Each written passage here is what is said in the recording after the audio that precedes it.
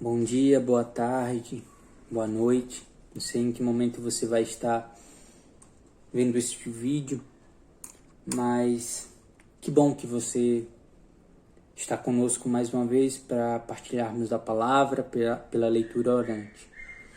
Meu nome é Júnior, eu faço parte desse grupo de oração Nossa Senhora de Fátima, grupo de oração da Renovação Carismática Católica. E hoje nós vamos continuar esse processo de intimidade com a palavra de Deus.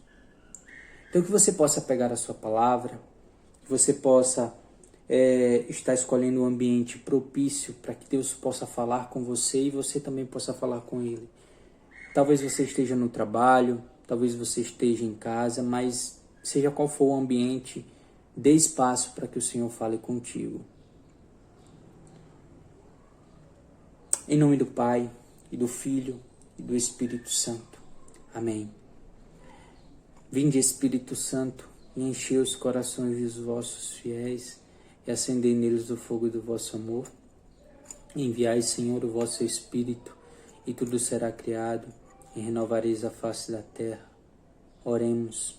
Ó Deus, que instruíste os corações dos vossos fiéis, com a luz do Espírito Santo, fazer que apreciemos retamente todas as coisas segundo o mesmo Espírito e gozemos sempre da sua consolação. Por Cristo, Senhor nosso. Amém. Meu irmão, eu gostaria que vocês abrissem no Evangelho de João, Evangelho segundo São João, capítulo 8. Evangelho segundo São João, capítulo 8.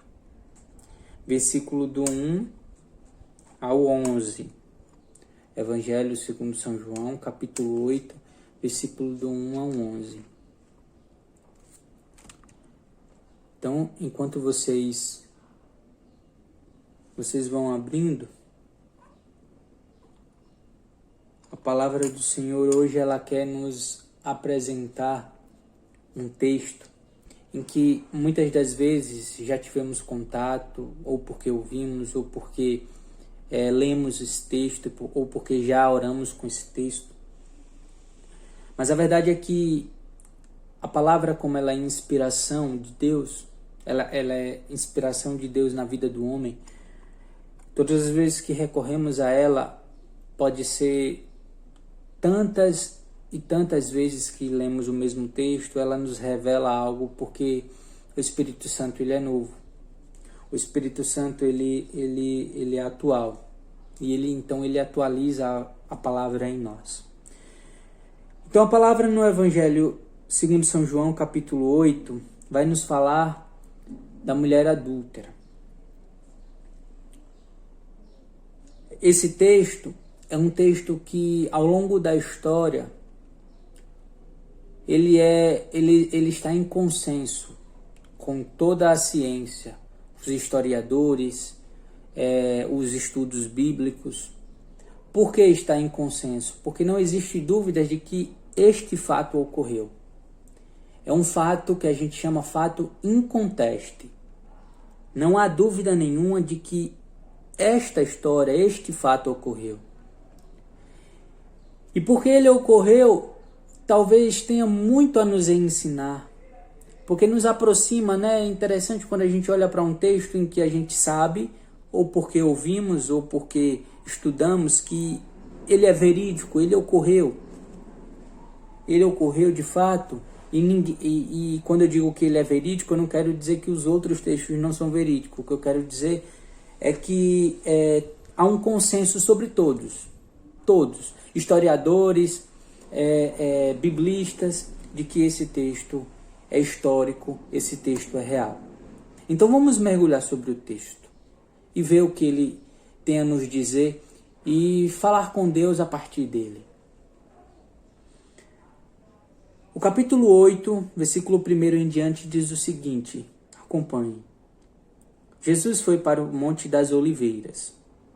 Antes do nascer do sol, já se achava outra vez no templo. Todo o povo vinha a ele e sentando-se os ensinava. Os escribas e os fariseus trazem então uma mulher surpreendida em adultério. E colocando-a no meio, dizem-lhe, mestre, esta mulher foi pega em adultério, em flagrante delito de adultério. Na lei, Moisés nos ordena apedrejar tais mulheres. Tu, pois, que dizes? Eles assim diziam para pô-lo à prova, a fim de terem matéria para acusá-lo. Mas Jesus, inclinando-se, escrevia no chão com o dedo. Como persistissem em interrogá-lo, ergueu-se e lhe disse, quem dentre vós estiver sem pecado, seja o primeiro a lhe atirar uma pedra. Inclinando-se de novo, escrevia no chão. Eles, porém, ouvindo isso, saíram um após outro, a começar pelos mais velhos. Ele ficou sozinho e a mulher permanecia lá no meio.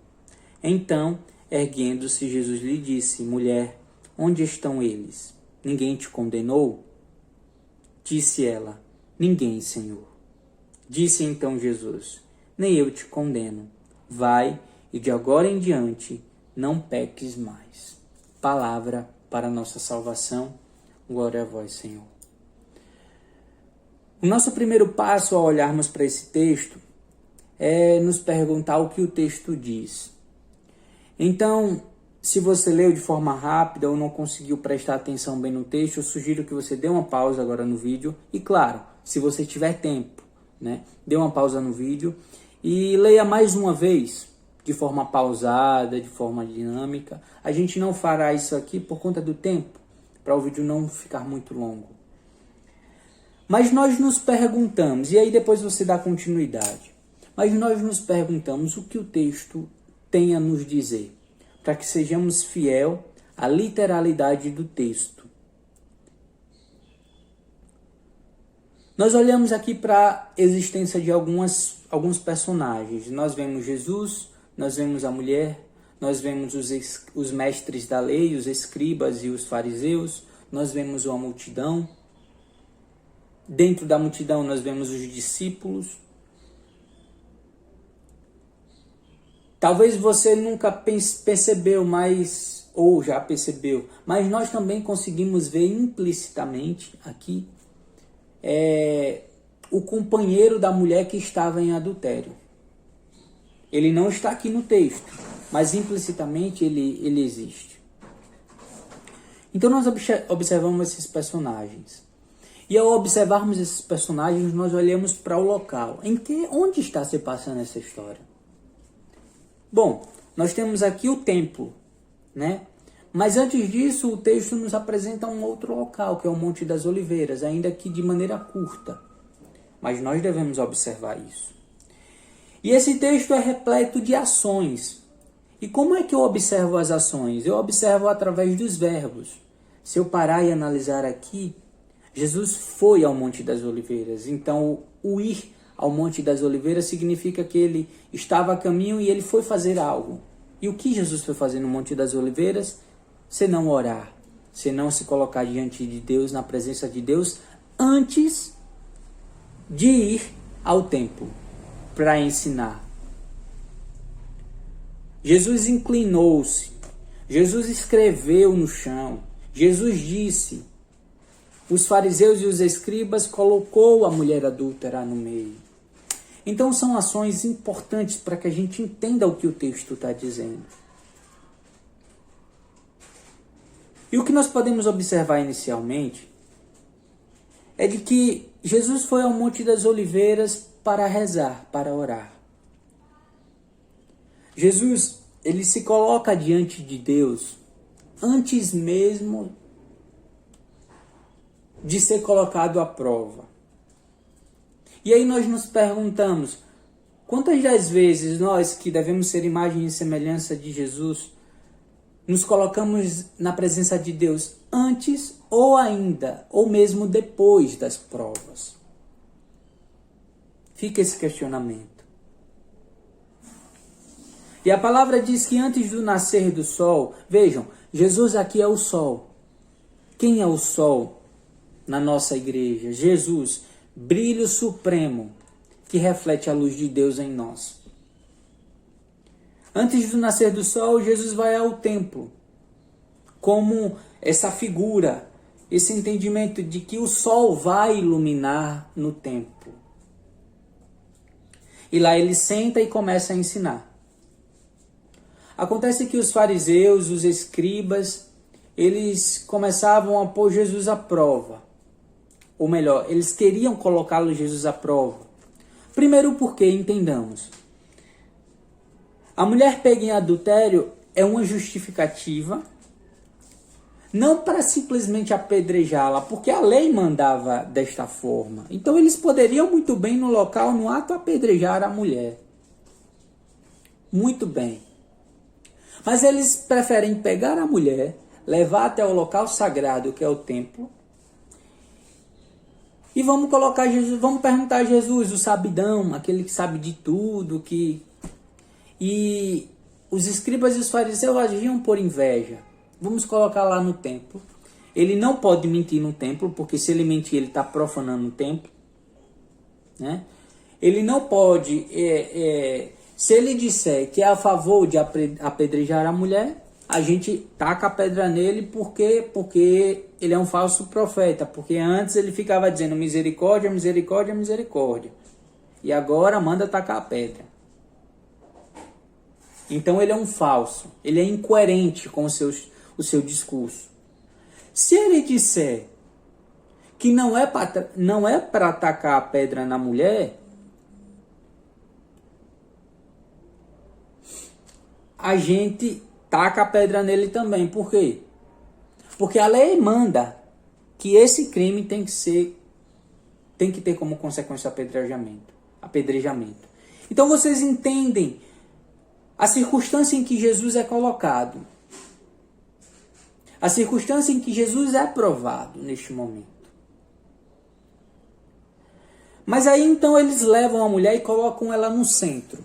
Por que eles colocam a mulher no centro? É para chamar a atenção também. Mas também o evangelista João, ele evidencia que eles colocam a mulher no centro, no meio, melhor dizendo, no meio, para demonstrar para demonstrar a importância, mas também o cuidado que devemos ter quando lidamos com os nossos pecados, com os nossos prejuízos, as nossas faltas. Ou porque nós evidenciamos ela demais, escancaramos ela demais e não suportamos quando a escancaramos demais, publicizamos os nossos pecados, de forma a viver somente da vitimização. Ou o texto diz que foi colocado no meio para que a gente também tenha consciência de que não devemos omitir o nosso pecado, porque se a gente se deparar com o adultério da mulher, e a gente consegue perceber isso, há quanto tempo essa mulher ela vem cometendo adultério? O texto não diz. Mas talvez se essa mulher não fosse pega em flagrante, não cometeria novamente ela o adultério. Então serve para que a gente também compreenda aqui a segunda pergunta da leitura orante, o que o texto me diz.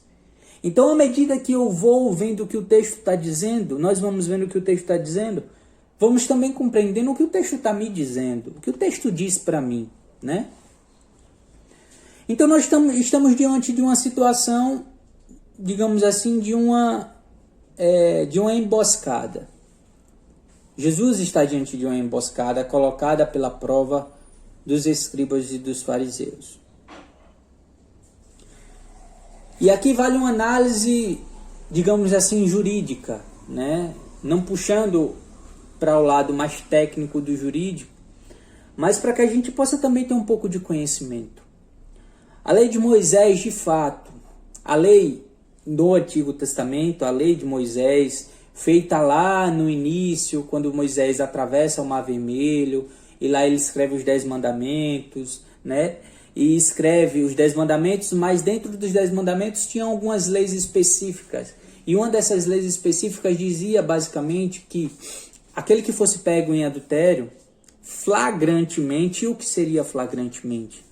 Seria pego no ato, né? Naquele momento, você cometeu adultério e alguém passou e viu, e ali você tem que ser apedrejado, né? Ela de fato dizia isso, né? Foi pego em adultério, vamos apedrejar, né? E essa lei ela só se aplicava à mulher. Por que só à mulher? Por conta da fragilidade e da vulnerabilidade da mesma naquele tempo. A mulher era vista como uma mulher serviçal. Ainda é, infelizmente, em nossa sociedade, como uma inferior. Como alguém que, diante de um erro cometido por um homem, quem paga é ela. Porque nós podemos perceber onde está aqui o adúltero também. Onde está aqui aquele que pratica atos imorais. A lei não previa uma condenação explícita para ele, senão uma advertência, senão, enfim, mas previa para ela. Então essa mulher é posta em vergonha no meio. E a lei de Moisés tinham razão os fariseus. Diz isso, Senhor Jesus. Mestre, tem que ser apedrejada porque foi pega em flagrante adultério. E quem disse isso para Jesus? É importante a gente saber. Quem disse isso não foi qualquer pessoa. Quem disse isso e quem tinha que dizer isso, porque era uma forma procedimental de ser, porque senão esta consequência não aconteceria, o apedrejamento. Quem tinha que dizer isso era quem pegou em adultério. Era a testemunha, né? Então, suponhamos, você viu alguém cometendo adultério. Estamos imaginando, é um exemplo. E você olhou para aquele alguém pegando alguém em adultério, você tem que pegar e só você pode denunciar. Eu que não vi, não posso. Entende? Porque senão incorre em não ter a consequência do apedrejamento. Pois bem, isso é interessante a gente saber, porque muitas das vezes a gente diz, nossa, que lei dura. Não, era a lei da época e a lei tinha que ser aplicada. Só que a gente começa a entrar agora em uma interpretação daquilo que diz a lei. A gente chama tecnicamente de hermenêutica. E o que é hermenêutica? É a interpretação da lei. E a hermenêutica bíblica, a hermenêutica utilizada por Jesus, a interpretação utilizada por ele tem uma única finalidade: complementar a lei, dar significado real, dar sentido à lei. Jesus não veio para abonar, Jesus não veio para excluir, para dizer que Moisés estava errado. Não.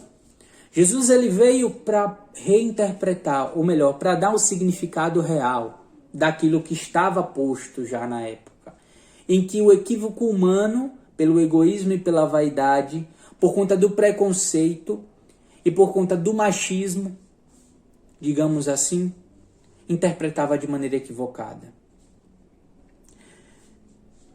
Então, aqui no versículo 6, eles colocavam Jesus à prova porque eles não queriam só apedrejar a mulher. Eles tinham a compreensão de que, olha, a mulher vai ser condenada, ela vai ser apedrejada e acabou. Agora, vamos matar.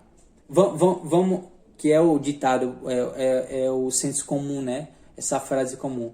Vamos matar 2 coelhos em uma cajadada só. Ou seja, vamos pegar 2 pessoas, vamos apedrejar 2 pessoas em uma cajadada só.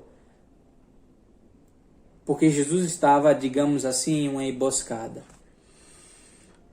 Só que Jesus é coerente, Jesus não é incoerente. O Senhor, quando Ele olha para a sua causa, olha para o seu pecado, Ele não desconsidera aquilo que você é. Ele não desconsidera os seus esforços e não desconsidera o contexto em que você é inserido. Não porque Jesus quer justificar sempre em seu favor. Porque sempre haverá uma consequência pelos nossos atos equivocados, os nossos pecados. Mas porque Ele lhe ama. mas porque ele tem misericórdia de você. E é porque ele lhe ama e porque ele tem misericórdia de você que ele lhe dá a oportunidade de não ser sobrecarregado por um fardo tão cruel.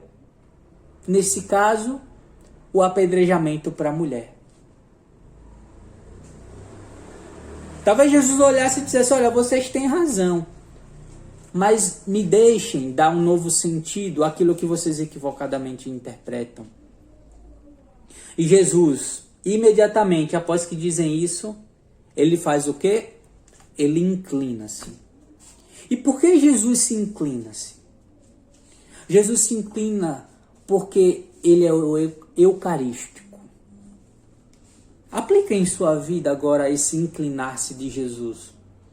Jesus se inclina porque ele é o eucarístico. Ele é a Eucaristia Santa, que dominicalmente, ou que em todas as missas que celebramos, comungamos. Porque Jesus se faz pequeno no pedaço de pão santo para em nós fazer morada. Quando Jesus se inclina, Jesus quer ficar na mesma estatura da mulher, jogada no meio. Quando Jesus se inclina, ele se inclina não para se rebaixar ao pecado, mas para dizer que ele é capaz de se levantar contigo. Eu te levantarei, filho amado. Já não diz a música? Então Jesus se inclina, mas Jesus não somente se inclina. Jesus começa, de certa forma, podemos dizer, a ironizar aquela multidão que se acha intérprete e que se acha justificada da lei. Podemos imaginar que estavam comemorando em explicitar um pecado. Quantas das vezes, e eu gosto de repetir isso, quantas das vezes, meu irmão, você está diante de Deus, mas quantas das vezes o ser humano lhe leva a anular a reaproximação daquele que estava distante de Deus?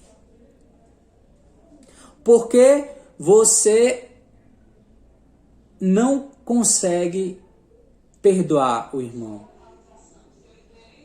Ou por achar, e isso também é um egoísmo, porque quando você não consegue perdoar o seu irmão, você coloca a sua vontade acima da misericórdia de Deus. Quantas das vezes irmãos pediram para retomar ao grupo de oração, para serem reinseridos? Quantas das vezes? Pois bem. E quantas das vezes nós apontamos os dedos justificados pelo erro que ele cometeu há 100 anos atrás? Ou ontem? É óbvio que aqui eu não estou fazendo uma apologia, aqui eu não estou influenciando a relativizar o pecado, o erro do irmão. Mas eu apenas estou indicando aquilo que Jesus vai nos indicar aqui agora. Inclinar-se para compreender o irmão. Inclinar-se à miséria do irmão. Há um livro do Papa Francisco, O Nome de Deus é Misericórdia. O nome de Deus é Misericórdia. Deixe-me ver, está aqui. Eu vou fazer questão de pegar para mostrar para vocês. Parece que quebro aqui. O nome de Deus é Misericórdia. E que pode lhe servir como um subsídio de continuidade nessa experiência orante, porque ele também nos leva à oração. Em que ele diz o seguinte, olha, Jesus é misericórdia e eu sou miserável. Então, na minha oração, eu tenho que pedir, Jesus, quanto a misericórdia, vem em minha miséria, para me tornar misericórdia também. E Jesus se inclina e começa a escrever no chão. E o que Jesus escreve no chão? O texto diz que ninguém sabe. E aqui fica a nós a interpretação. Jesus escrevia talvez no coração daquelas muitas pessoas que estavam com a justificativa do apedrejamento, um aquebrantamento. Ou talvez Jesus estava reescrevendo ou complementando, dando continuidade à lei de Moisés. Por exemplo, aquele que for pego em flagrante adultério deverá ser apedrejado, vírgula, devendo sempre considerar a misericórdia de Deus.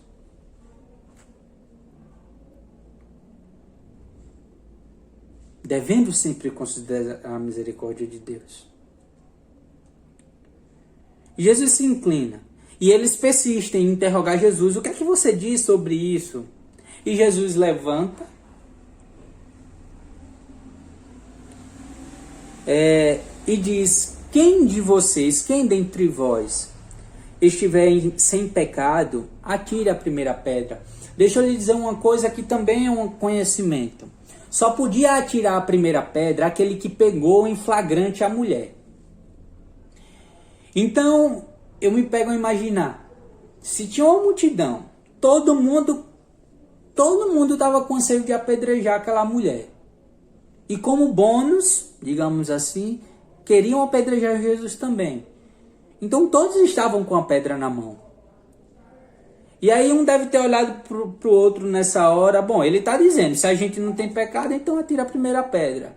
Então eu, que estava ali, que não via a mulher, ficava me perguntando, quem foi que viu? Atire logo, atire logo, atire logo. Por quê?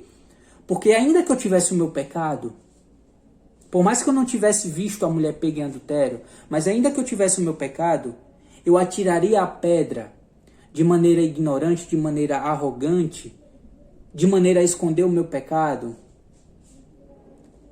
Eu atiraria a pedra porque aquele outro atirou. Quantas vezes nós escondemos os nossos pecados? Quantas das vezes nós vamos pela carreata daqueles que pecaram e a gente tenta amenizar os nossos erros, apresentando no centro, colocando no meio os nossos irmãos? Quem de vós estiver sem pecado, atira a primeira pedra. Vocês estão certos, eu não estou dizendo que a lei de Moisés não deve ser aplicada. Mas se você não tiver pecado, atira a primeira pedra. Jesus começa a complementar a lei de Moisés. E a palavra diz que depois que Jesus fala isso, ninguém teve coragem. Aí começou a sair de um por um, a começar pelos mais velhos. Por que a começar pelos mais velhos? Talvez nos perguntemos. Porque esses tinham a consciência de que durante toda a sua vida são pecadores. Foram pecadores. Eles poderiam estar saindo dali também com o coração transbordado por conhecer a misericórdia de Deus naquele momento. Talvez não tiveram nunca o contato com a misericórdia, mas este que é misericórdia que eles estavam vendo e inclusive querendo colocar à prova, apresentava para eles a misericórdia. Olha, eu não vim aqui para dizer a vocês, não atire a pedra. Eu vim aqui para dizer a vocês, se for para atirar a pedra, atire considerando o seu pecado. Olhe para a tua vida, meu irmão. Eu olho para a minha vida. Vamos olhar para a nossa vida e vamos olhar para a misericórdia, o quanto de misericórdia Deus fez em nós. Compreendendo que somos pecadores e que o outro irmão também tem, e que esta mulher também tem o direito à misericórdia de Deus.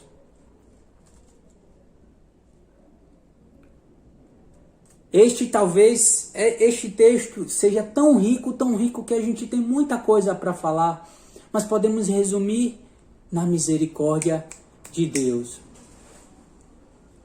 Na misericórdia de Deus. E aqui o texto continua. O texto continua. E Jesus, inclinando-se novamente,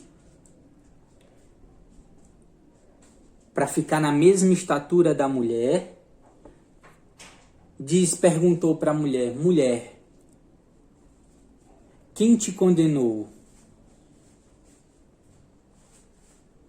Quem te condenou, mulher? Ou melhor, onde estão aqueles que te condenaram? ninguém te condenou? E a mulher disse, ninguém, Senhor. E Jesus fala, vai e não peques mais.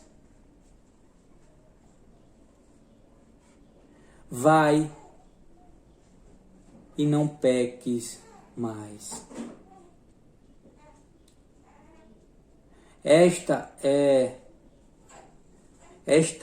é o sentido da palavra do Senhor para nós hoje.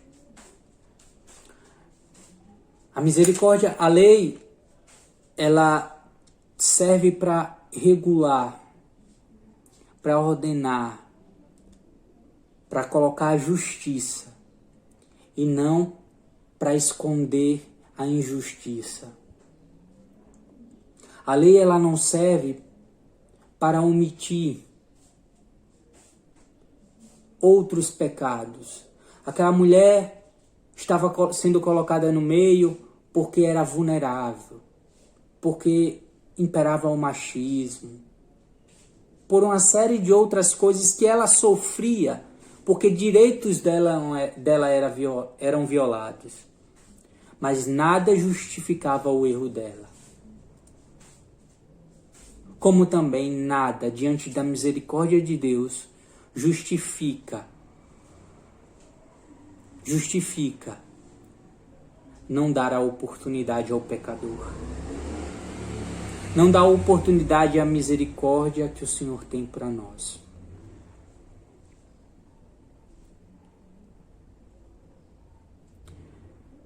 Nesse livro que eu citei para vocês, e aqui é interessante, porque eu me recordo que em um momento o Papa Francisco dizia que ainda quando era bispo estava saindo da paróquia, ainda quando era padre estava saindo da paróquia, já tinha terminado um longo período de confissão, e aí já estava fechando a igreja quando chega uma senhora. E a senhora, ele pergunta para a senhora, na verdade a senhora pergunta para ele, eu vim me confessar, posso me confessar? E aí o Papa Francisco, do jeito dele, perguntou para ela, e a senhora veio se confessar, mas a senhora acredita que o Senhor vai lhe perdoar? E ela respondeu para ele, acredito que o Senhor me perdoa, porque se o Senhor não perdoasse, o mundo não existiria. Se o Senhor não perdoasse, o mundo não existiria. Então, fecha os teus olhos, meu irmão, nesse momento. Fecha os teus olhos e diante de Deus vai colocando a sua vida. Vai colocando toda a sua experiência com esse texto. Vai mostrando para Deus o quão de fato você é miserável, mas miserável porque você é dependente da misericórdia dele. Miserável porque você muitas das vezes já passou pelo lamaçal ou está no lamaçal do pecado. Está cercado de pessoas que querem lhe condenar. Mas pede ao Senhor a misericórdia dele neste momento. Paralisou os passos largos da mentira. Teu amor cegou o olhar perdido da maldade. E vai ouvir nessa música e fazendo dela sua oração.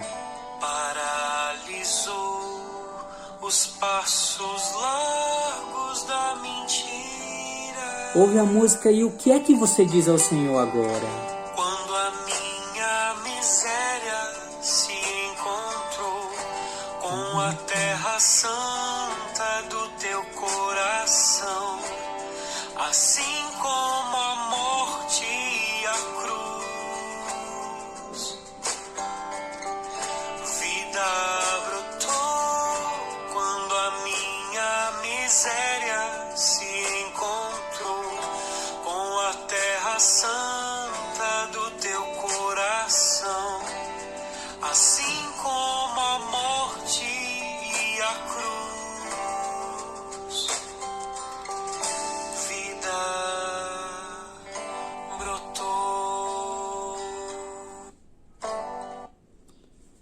Quando a minha miséria se encontrou com a terra santa do teu coração, assim como a morte e a cruz, vida brotou. Meus irmãos, diante de Deus nós colocamos as nossas misérias. Senhor, nós te apresentamos todos os nossos pecados, os nossos vícios, Senhor, para que reflitamos na tua misericórdia, para que sejamos, Senhor, alcançados por ela e conscientes de que temos direito, Senhor, ao teu amor. Não queremos nos comprometer a agir conforme a tua vontade, a agir conforme, Senhor, aos teus mandamentos, ao que o Senhor quer de nós. Assim como o Senhor disse àquela mulher, olha, ninguém te condenou, vai e não peques mais. É isso que queremos ouvir de ti, Senhor. É esse estímulo, é este impulsionar. Por isso pedimos o teu Espírito Santo, para que coloque em nossos corações, para que abrase os nossos corações com essa certeza. A certeza de que o Senhor tudo perdoa, de que o Senhor é capaz de olhar para nós, não para julgar-nos, mas para nos estender a mão, para se inclinar, se abaixar até a nossa miséria e nos tirar de lá, Senhor. Obrigado. Obrigado porque, assim como a morte e a cruz, a tua misericórdia fez brotar a vida, Senhor. Obrigado, Senhor. Obrigado porque ninguém me condenou. Porque eu creio, Senhor, na tua misericórdia. Eu creio. Cante, meu irmão. Cante ao Senhor. Se você não souber cantar, reze no Espírito Santo. Se você não souber rezar no Espírito Santo, fala com tuas palavras com o Senhor. E vai sendo impactado pela misericórdia de Deus, pelo amor dele. Teu amor cegou. Teu amor cegou o olhar perdido da maldade. Paralisou os passos largos da mentira. Paralisou os passos largos da mentira. Novamente, teu amor cegou. Teu amor cegou o olhar perdido da maldade. Paralisou os passos largos. Toma isso como a certeza da sua oração. Quando a minha miséria se encontrou com a terra santa do seu coração, assim como a morte e a cruz, vida brotou. Vida brotou quando a minha miséria se encontrou com a terra santa do teu coração, assim como a morte e a cruz. Vida brotou. Vida brotou. Sim, Senhor, nós queremos te engrandecer, exaltar o teu nome, porque somos, Senhor, contagiados pela tua misericórdia, pelo teu amor, Senhor. Obrigado por cegar todos aqueles que me condenam, para me fazer enxergar a tua misericórdia, Senhor. Os passos largos da mentira. Teu amor cegou o olhar perdido da maldade. Paralisou os passos largos da mentira. Quando a minha miséria Se encontrou com a terra com a santa, terra santa do teu coração, assim como a morte e a assim como cruz, a morte e a cruz. vida brotou. Vida quando a minha miséria se encontrou com a terra santa do teu coração, assim como a morte e a cruz, vida brotou. vida brotou. Amém, meus irmãos. Que o seu compromisso seja feito, seja anotado para que você lembre. Que tudo que nós refletimos seja a nossa coerência de vida. E o que dizemos para Deus? O que você diz para Deus? Deixe em seu comentário. O que você diz para Deus diante dessa leitura orante? Escreva para a gente no nosso comentário aqui do texto, no YouTube, para que a gente possa ter a experiência também do que Deus fez na sua vida. Amém? Pai nosso que estais nos céus, santificado seja o vosso nome. Venha a nós o vosso reino, seja feita a vossa vontade, assim na terra como no céu. O pão nosso de cada dia dai-nos hoje. Perdoai-nos as nossas ofensas, assim como nós perdoamos a quem nos tem ofendido. E não nos deixeis cair em tentação, mas livrai-nos do mal. Amém. Fiquemos em paz, meus irmãos. Em nome do Pai, do Filho e do Espírito Santo. Amém.